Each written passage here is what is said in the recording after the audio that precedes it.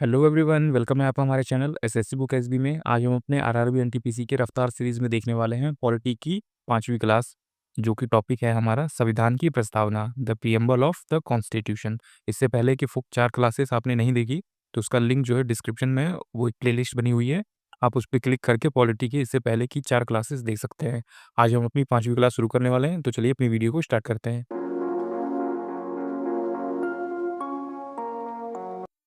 तो आइए समझते हैं संविधान की प्रस्तावना। तो पहले इसका कुछ पृष्ठभूमि देखते हैं कि किस तरह से ये पहली बार आया। तो संविधान सभा ने इसे 26 नवंबर 1949 को अपनाया था। जबलपुर के बेहोर राम मनोहर सिन्हा ने भारत के संविधान के अन्य पृष्ठों के साथ प्रस्तावना, जो आप प्रीएम्बल कहते हैं, उसके भी पेजों को डिजाइन किया था। तो आप ये नाम याद रखेंगे कि राम मनोहर सिन्हा, जो कि जबलपुर के थे, उन्होंने संविधान के अन्य पृष्ठों के साथ, बाकी सारे पेजों के साथ, संविधान का प्रस्तावना वाला जो पेज है उसको भी डिजाइन किया था। इसे पहली और अंतिम बार 42वें संशोधन अधिनियम 1976 के तहत संशोधित किया गया था। आगे बढ़ते हैं। आगे है प्रस्तावना के तत्व। प्रस्तावना के कुछ इंपॉर्टेंट तत्व, जिसमें आता है संविधान का स्रोत, तो भारत के लोगों में निहित है। फिर उसके बाद है संविधान की प्रकृति, तो संप्रभु, समाजवादी, धर्मनिरपेक्ष, लोकतांत्रिक और गणतांत्रिक है। संविधान का उद्देश्य क्या है? न्याय है, स्वतंत्रता, समानता और बंधुत्व के साथ राष्ट्र की एकता और अखंडता बनाए रखना।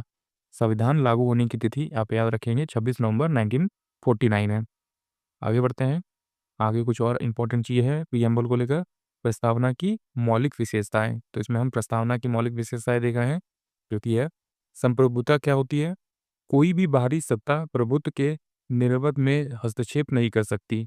विदेशी नियंत्रण के विरुद्ध राष्ट्र स्वतंत्र होता है। समाजवादी का शब्द का अर्थ क्या होता है?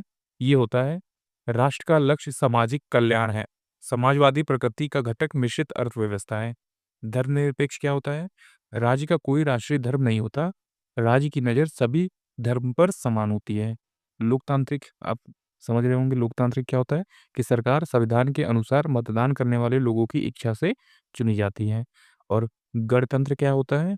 राज्य का मुखिया जनता द्वारा चुना जाता है, तो इसी को गणतंत्र बोलते हैं। आगे बढ़ते हैं। आगे है हमारा प्रस्तावना का उद्देश्य। तो प्रस्तावना का उद्देश्य क्या होता है? तो सबसे पहले न्याय होता है, जो कि आप देख रहे होंगे। समाज में व्यवस्था बनाए रखने के लिए सामाजिक, आर्थिक और राजनीतिक न्याय की स्थापना महत्वपूर्ण है। तो ये सभी चीज़ें जो है प्रस्तावना में लिखी गई हैं, जो कि मैं आपको बहुत ही शॉर्ट फॉर्म में समझा रहा हूँ। फिर उसमें स्वतंत्रता के बारे में बताया गया है। तो विचार, अभिव्यक्ति, विश्वास और उपासना की स्वतंत्रता। एक व्यक्ति की स्वतंत्रता दूसरे व्यक्ति की स्वतंत्रता का अतिक्रमण नहीं करने चाहिए। फिर उसके बाद अगला है वर्ड हमारा, जो कि है समानता। तो समानता भी आप जो है देख रहे हैं कि कानून के समक्ष सभी को समान रखने के लिए स्थिति और अवसर की समानता स्थापित करना महत्वपूर्ण है। फिर उसके बाद है बंधुत्व। बंधुत्व का मीनिंग होता है व्यक्तियों की गरिमा और राष्ट्र की एकता तथा अखंडता सुनिश्चित करने के लिए लोगों के बीच भाईचारा होना चाहिए, बंधुत्व होने चाहिए। आगे बढ़ते हैं। ये सबसे ज़्यादा इम्पोर्टेंट है, क्योंकि इसी के संशोधन के अंतर्गत जो है पहली बार प्रीएम्बल में प्रस्तावना में जो है वो संशोधन किए गए थे। तो 42वां संविधान संशोधन जो है प्रस्तावना को भारत के संविधान के अभिन्न अंग के रूप में चिह्नित करता है। फिर अगला पॉइंट है केशवानंद भारती, आपने ये नाम सुना होगा। केशवानंद भारती फैसले में यह स्पष्ट से कहा गया था कि संविधान की मूल संरचना में संशोधन किए बिना संविधान की प्रस्तावना में संशोधन किया जा सकता है। तो केशवानंद भारती केस एक बहुत ही चर्चित केस है, जिसमें कि ये कहा गया था कि आप जो संविधान है उसकी मूल संरचना, जो बेसिक स्ट्रक्चर है, उसे आप चेंज नहीं कर सकते। उसमें उसके अलावा और चीज़ें ऐड कर सकते हैं, जोड़ सकते हैं, पर उसका मूल स्ट्रक्चर जो है वो चेंज नहीं होगा। तीसरा पॉइंट आता है हमारा, जो कि है यह इतिहास में पहली बार था जब प्रस्तावना में संशोधन किया गया था। तो पहली बार कब हुआ था? 42वें संविधान संशोधन में 1976 में। अगला पॉइंट है जिसमें बोला गया है इस संशोधन के तहत प्रस्तावना में समाजवादी, धर्मनिरपेक्ष और अखंडता शब्द जोड़े गए थे। तो ये अभी आप याद रखेंगे कि जब 42वां संविधान संशोधन हुआ तो प्रस्तावना में ये 3 शब्द जोड़े गए। कौन से 3 शब्द हैं? समाजवादी, धर्मनिरपेक्ष और अखंडता। फिर अगला है राष्ट्र की एकता को राष्ट्र की एकता और अखंडता के रूप में संशोधित किया गया है। नीचे आप प्रियम्बल का जो है डिज़ाइन देख सकते हैं कि कॉन्स्टिट्यूशन का प्रियम्बल पेज इस तरह से दिखता है।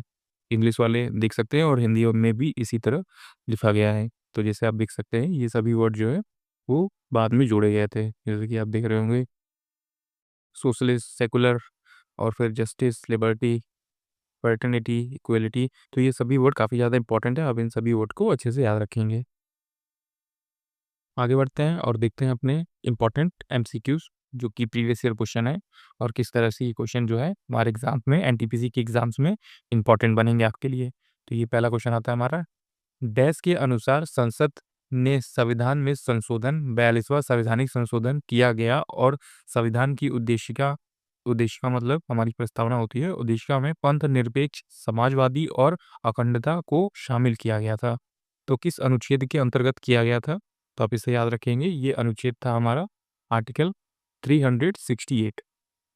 तो ये आप याद रखेंगे, ऑप्शन नंबर सी है हमारा आर्टिकल 368, ये आर्टिकल था, तो आप इसे याद रखेंगे। नीचे आप देख पा रहे होंगे कि अनुच्छेद 368 के अनुसार संसद ने संविधान में संशोधन किया, 42वां संवैधानिक संशोधन किया और संविधान की उद्देशिका या फिर प्रस्तावना में पंथनिरपेक्ष, समाजवादी और अखंडता शब्द को शामिल किया गया था। तो आप इसे याद रखेंगे कि जो प्रस्तावना में बदलाव किए गए थे वो कौन से 3 बदलाव थे, जो कि 3 शब्द जोड़े गए 42वां संविधान संशोधन के अनुसार, पंथनिरपेक्ष, समाजवादी और अखंडता था। और ये किस अनुच्छेद के अनुसार किया गया? तो ये किया गया था 368, अनुच्छेद 368 के अनुसार। आगे बढ़ते हैं, अगला क्वेश्चन आता है हमारा। अगला क्वेश्चन आप देख रहे हैं, धर्मनिरपेक्ष शब्द को डैश संशोधन अधिनियम के द्वारा भारत के संविधान की उद्देशिका में जोड़ा गया था। तो कौन सा जो संशोधन हुआ था जिसमें कि धर्मनिरपेक्ष शब्द जोड़ा गया? तो आप याद रखेंगे ये 42वां संवैधानिक संशोधन हुआ था। तो आप इसे अच्छे से याद रख लीजिए। ऑप्शन नंबर ए आपका राइट आंसर हो जाएगा। 42वां संविधान संशोधन 1976 सबसे महत्वपूर्ण संशोधन है। इसे लघु संविधान या फिर मिनी कॉन्स्टिट्यूशन के नाम से भी जाना जाता है। तो आप इसे याद रखेंगे। जो 42वां संविधान संशोधन था 1976 का, वो काफ़ी ज़्यादा इंपॉर्टेंट है, इससे हमेशा क्वेश्चन पूछे जाते हैं। इसी को मिनी कॉन्स्टिट्यूशन या फिर लघु संविधान के नाम से जाना जाता है। इसके द्वारा संविधान की उद्देशिका में समाजवादी, पंथनिरपेक्ष तथा अखंडता 3 शब्द जोड़े गए थे। आगे बढ़ते हैं, अगला क्वेश्चन आता है हमारा, जो कि है भारतीय संविधान की प्रस्तावना में आए शब्द डैश का अर्थ राज्य के निर्वाचित प्रमुख से होता है। भारतीय संविधान की प्रस्तावना में ऐसा कौन सा शब्द है जिसका अर्थ होता है कि राज्य का निर्वाचित प्रमुख? तो ये शब्द हो जाएगा हमारा गणराज्य। ऑप्शन नंबर बी आपका राइट आंसर हो जाएगा। गणराज्य जो है इसका अर्थ होता है राज्य का निर्वाचित प्रमुख, मतलब कि राज्यों का जो प्रमुख होता है उसी को गणराज्य के नाम से जाना जाएगा। जैसे आप नीचे देख पा रहे हैं, भारतीय संविधान की प्रस्तावना में आए शब्द गणराज्य का अर्थ राज्य के निर्वाचित प्रमुख से है। राज्य का निर्वाचित प्रतिनिधि एक निश्चित अवधि के लिए चुना जाता है और उसका पद वंशानुगत नहीं होता। मतलब कि वंशानुगत मतलब वो फिर चुना जाएगा, फिर उसका बेटा, फिर उसके बाद उसका बेटा, इस तरह से नहीं होता। जनता उसे चुनकर उस जगह पे, उस पोस्ट पे भेजती है। उसी का मतलब होता है गणराज्य, मतलब कि ये जनता के द्वारा चलाए जाने वाला राज्य का उत्तराधिकारी होगा। तो इसका मतलब यही होता है कि हम जनता लोग मिलकर एक आदमी को चुनेंगे, वो हमारी सारी चीज़ों को देखेगा, हमारी प्रॉब्लम सुनेगा, उसी को गणराज्य बोलते हैं।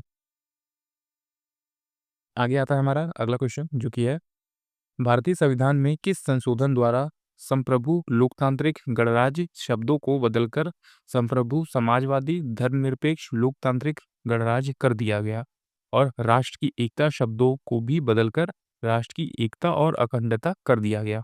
तो ये आप याद रखेंगे, कुछ ऐसे छोटे-छोटे चेंजेस किए गए थे हमारे भारत के संविधान संशोधन में, जो प्रिएम्बल है, प्रस्तावना है, उसमें कुछ ऐसे शब्द जोड़े गए, कुछ ऐसे शब्द को आगे बढ़ाया गया, जैसे राष्ट्र की एकता, तो राष्ट्र की एकता और अखंडता कर दिया गया। तो ये कब हुआ था? किस संशोधन के अनुसार हुआ था? तो आप इसे अच्छे से याद रखेंगे। ये हुआ था 42वें संविधान संशोधन के अनुसार। तो आप इसे अच्छे से याद रख लीजिए। जैसे कि आप नीचे देख पा रहे होंगे कि 42वें संविधान संशोधन अधिनियम 1976 द्वारा संविधान की प्रस्तावना में 3 शब्द का समावेश किया गया था। संशोधन द्वारा प्रस्तावना की पंक्ति संप्रभु, लोकतांत्रिक, गणराज्य में 2 शब्द को जोड़कर संप्रभु, समाजवादी और धर्मनिरपेक्ष लोकतांत्रिक गणराज्य बनाया गया और इसी तरह राष्ट्र की एकता में एक तीसरा शब्द जोड़ा गया, जो कि था राष्ट्र की एकता और अखंडता। तो ये आप याद रखेंगे कि कुछ शब्द जोड़े गए थे 42वें संविधान संशोधन में हमारी प्रस्तावना में। आगे बढ़ते हैं, अगला क्वेश्चन आता है हमारा, भारतीय संविधान की उद्देशिका में समाजवादी, पंथनिरपेक्ष और अखंडता शब्द किस संशोधन में शामिल किए गए थे? तो ये आप अच्छे से याद रख लेंगे कि ये 42वें संविधान संशोधन में इसे शामिल किया गया था। तो दोस्तों यही सारे प्रश्न जो होते हैं वो हर बार आपके एग्ज़ाम्स में आते हैं। अगर आपने नहीं पढ़े हों तो आपको ये थोड़े से हार्ड लग सकते हैं, पर ऐसा कुछ कठिन वाला या हार्ड वाले क्वेश्चन इसमें नहीं पूछे जाते। प्रस्तावना से काफ़ी ईज़ी क्वेश्चन पूछे जाते हैं। मेनली इसमें 42वें संविधान संशोधन से ही क्वेश्चन पूछे जाते हैं। कुछ शब्द ऐसे होते हैं जो जोड़े गए हैं, वही शब्द को आपको याद रखना होता है। ये बहुत ज़्यादा हार्ड नहीं है पॉलिटी आपके लिए। मैं आपके लिए पॉलिटी के कंप्लीट चैप्टर वाइज़ वीडियो जो है अपलोड करता जाऊँगा। आप डेली इसे देखते जाइए, जो कि आपके एग्ज़ाम्स के लिए काफ़ी ज़्यादा इम्पोर्टेंट होगा। तो जैसे कि आपने देखा कि इसका जो राइट आंसर हो जाएगा हमारा 42वें संविधान संशोधन हो जाएगा, क्योंकि इसमें कुछ शब्द ऐड किए गए थे, जो कि समाजवादी है, पंथ निरपेक्ष है और अखंडता है। तो ये 42वें संविधान संशोधन के अनुसार ऐड किया गया था। आगे बढ़ते हैं, अगला क्वेश्चन आता है हमारा, जो कि है, आप देख पा रहे हैं, ये है एक संक्षिप्त परिचयात्मक व्यक्तित्व जो संविधान के मार्गदर्शक उद्देश्य, सिद्धांतों और दर्शन को निर्धारित करती है, क्या कहलाती है? तो ये कहलाती है प्रस्तावना। तो आप इसे अच्छे से याद रख लीजिए कि संक्षिप्त में लिखा गया कोई भी चीज़ जो एक परिचय देता है कि हमारा ये बुक जो है या फिर हमारी ये पुस्तक इस तरह से आगे आपकी हेल्प करेगी, या फिर हमारी पुस्तक में ये सारी चीज़ें लिखी गई हैं, आप इसको पढ़ सकते हैं। तो वो क्या बताता है, वो उद्देशिका होती है, प्रस्तावना होती है, प्रिएम्बल होती है, आप जो भी इसे नाम से याद रख सकते हैं। तो ये प्रस्तावना की बात कर रहा है। आप इसे अच्छे से याद रखेंगे। आइए कुछ इम्पोर्टेंट चीज़ें आज जानते हैं जो कि प्रस्तावना से रिलेटेड है, क्योंकि क्वेश्चन जो है वो कहीं से भी फ्रेम हो सकते हैं, तो आपके लिए ये काफ़ी जानना इम्पोर्टेंट होता है। संविधान में आप देख रहे हैं, संविधान में एक परिचयात्मक कथन है जो संविधान के मार्गदर्शक मूल्यों, सिद्धांतों और दर्शन को बताता है, वह प्रस्तावना कहलाता है। संविधान के प्रत्येक अधिनियम का आरंभ उद्देशिका से होता है। भारतीय संविधान का उद्देशिका का स्रोत पंडित जवाहरलाल नेहरू द्वारा संविधान सभा में 13 दिसंबर 1946 को प्रस्तुत किया गया था, जो कि उद्देश्य प्रस्ताव था। इस प्रस्ताव को 22 जनवरी 1947 को सर्वसम्मति से संविधान सभा द्वारा अपनाया गया था। तो उद्देशिका का प्रस्ताव जो है वो जवाहरलाल नेहरू के द्वारा लाया गया था 13 दिसंबर 1946 को, और उसके ठीक 1 साल बाद जो है लगभग 22 जनवरी 1947 को सबकी सहसम्मति के साथ संविधान की सभा द्वारा इसे अपना लिया गया था। आगे बढ़ते हैं, अगला नेक्स्ट क्वेश्चन आता है हमारा। 1973 में केशवानंद भारती केस के इस सवाल को उठाया गया कि प्रस्तावना को डैश संशोधित किया जा सकता है। तो केशवानंद भारती के अनुसार जो है इस केस में बहुत सारी चीज़ें हुई थी। अगर आपने वो केस के बारे में नहीं समझा है तो आप गूगल करके समझ सकते हैं। अगर आप गूगल करेंगे तो आपको ये ज़्यादा लंबे समय तक ही याद रहेगा, या फिर यूट्यूब पे वीडियो देख सकते हैं। तो आप ऐसी चीज़ें वीडियो देखें ताकि आपको दिमाग में वो सारी चीज़ें रिकॉल हो जाए जल्दी से, क्योंकि आपने वो चीज़ सर्च करके देखी है तो आपको लॉन्ग टाइम के लिए याद रहेगा। तो ये जो केस हुआ था इसमें जो केशवानंद भारती द्वारा जो प्रस्तावना है वो संशोधित किया जा सकता था। इसमें नीचे हम कुछ इंपॉर्टेंट चीज़ें देखते हैं जो कि है, केशवानंद भारती मामले 1973 में उच्चतम न्यायालय में अपनी पूर्व व्याख्या को अस्वीकार कर दिया गया और यह व्यवस्था दी गई कि प्रस्तावना संविधान का ही एक भाग है जिसमें अनुच्छेद 368 के तहत संशोधन किया जा सकता है। प्रस्तावना में आज तक एक बार संशोधन किया जा चुका है, जिसमें कि 42वें संविधान संशोधन अधिनियम 1976 द्वारा समाजवादी, पंथनिरपेक्ष और अखंडता शब्द जोड़े गए थे। तो आप ये क्वेश्चन याद रख लीजिए। इंपॉर्टेंट क्वेश्चन है ये कि 1973 में केशवानंद भारती केस में इस सवाल को उठाया गया था कि प्रस्तावना को संशोधित किया जा सकता है।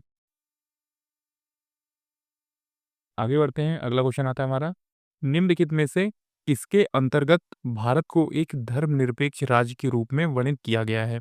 तो किसके अंतर्गत किया गया है? संविधान की प्रस्तावना के अंतर्गत किया गया है, क्योंकि आप देख रहे होंगे कि संविधान में वो एक शब्द जोड़ा गया था धर्मनिरपेक्ष। इसका अर्थ ये होता है कि इस भारत का जो राज्य है, भारत राज्य हमारा, वो किसी भी विशेष धर्म को फॉलो नहीं करेगा। जैसे बहुत राज्य होते हैं वो जो है मुस्लिम धर्म को फॉलो करते हैं, क्रिश्चियनिटी धर्म को फॉलो करते हैं। तो ऐसे ये भारत का कोई भी राज्य जो है, हमारा पूरा भारत देश, वो किसी भी धर्म को फॉलो नहीं करेगा, और ये हमारे संविधान की प्रस्तावना में ही ऐड कर दिया गया है, जोड़ दिया गया है कि हमारा राज्य, हमारा देश धर्मनिरपेक्ष है। आप ये नीचे देख रहे होंगे, इसमें लिखा है, भारतीय संविधान की प्रस्तावना में घोषणा के अनुसार भारत एक धर्मनिरपेक्ष देश है। भारतीय संविधान सभी को अपने धार्मिक विश्वासों और तौर तरीके से अपनाने की पूरी छूट देता है। धर्म को राज्य से अलग रखने की इसी अवधारणा को धर्मनिरपेक्षता कहा जाता है। आगे बढ़ते हैं, अगला क्वेश्चन आता है हमारा, जो कि है भारत द्वारा धर्मनिरपेक्षता स्वीकार किए जाने के कारण भारतीय नागरिक को निम्नलिखित में से कौन-सा अधिकार प्राप्त है?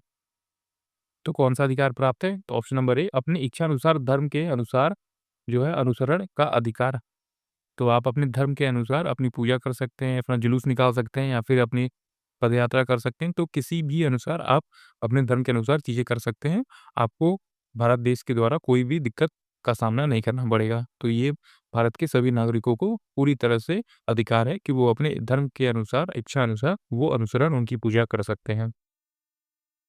जैसे कि आप नीचे देख पा रहे होंगे, भारत द्वारा धर्मनिरपेक्ष स्वीकार किए जाने के कारण भारतीय नागरिक को अपनी इच्छानुसार धर्म का अनुसरण अधिकार स्वातंत्र प्राप्त है। धर्मनिरपेक्ष या पंथ निरपेक्ष अर्थात सरकार किसी धर्म को राज्य धर्म नहीं मान्यता और संरक्षण प्रदान करेगी, वो सभी धर्मों के लिए समान व्यवहार रखेगी।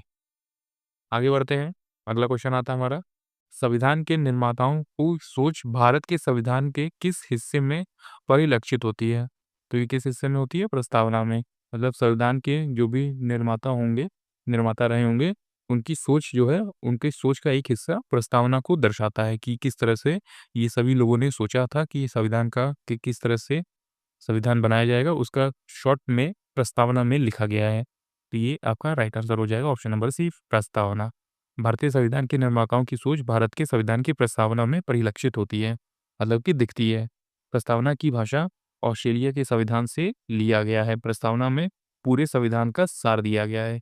तो सभी लोगों ने मिलकर ये तय किया था कि संविधान इस तरह से लिखा जाएगा, इस तरह से आगे बढ़ेगा, इस तरह से इसमें ये सारी चीज़ें लिखी जाएँगी और उसी का शॉर्ट फॉर्म प्रस्तावना जो है, वो हमें बताता है कि आगे हमारे संविधान में क्या-क्या चीज़ें होंगी, हमारा संविधान बेसिकली किस बारे में है। नेक्स्ट क्वेश्चन आता है हमारा जो कि है, निम्नलिखित में से भारत के बारे में सही कथन का चयन कीजिए। तो भारत के बारे में कौन-सा सही कथन है? तो भारत एक धर्मनिरपेक्ष देश है। तो ये हमारा जो है वो राइट आंसर हो जाएगा ऑप्शन नंबर बी। आगे बढ़ते हैं, अगला क्वेश्चन आता है हमारा जो कि है, प्रस्तावना में निहित शब्द गणराज्य का अर्थ निम्न में से कौन-सा इंगित नहीं करता?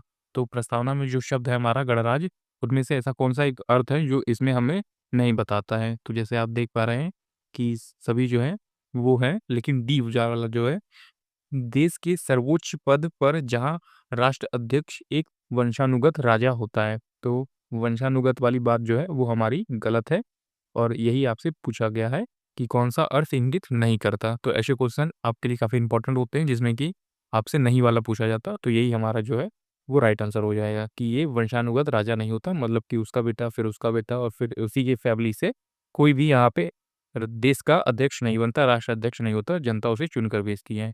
तो ये तीनों सही है, ए, बी और सी, लेकिन डी वाला जो है ऐसा नहीं होता हमारे यहाँ। आगे बढ़ते हैं, आगे आता है क्वेश्चन हमारा, भारत के संविधान की प्रस्तावना प्रियम्बल में प्रयुक्त शब्द गणतंत्र सूचित करता है। क्या सूचित करेगा? तो ये सूचित करेगा देश का प्रधान निर्वाचित प्रतिनिधि है। मतलब देश का जो भी प्रधान होगा या फिर हमारे देश का सर्वोच्च जो नागरिक है, सर्वोच्च जो जिसे कि देश चलता है, वो निर्वाचित होके आएगा, मतलब कि वो चुनकर भेजा जाएगा हमारे देशवासियों के द्वारा, हमारी जनता के द्वारा। तो देश का प्रधान जो भी बनेगा, वो चुनाव लड़ेगा, वो जीतेगा, देश उसे एक्सेप्ट करेगी, फिर वो आगे जाएगा देश में। तो ये होता है कि हमारे संविधान की प्रस्तावना गणतंत्र सूचित करता है, मतलब गण का तंत्र, मतलब कि हमारे जनता का अधिकार, कि जनता जिसे चाहेगी उसे देश का प्रधान बनाएगी या फिर राजा बनाएगी, इस तरह से। तो ये था आज का हमारा लास्ट क्वेश्चन। उम्मीद है आपको हमारी ये सारी वीडियोज़ जो हैं वो पसंद आ रही होंगी और इस चैप्टर में बताए हुए जो भी इम्पोर्टेंट क्वेश्चन थे, जो भी इम्पोर्टेंट टॉपिक था, वो मैंने करा दिया है।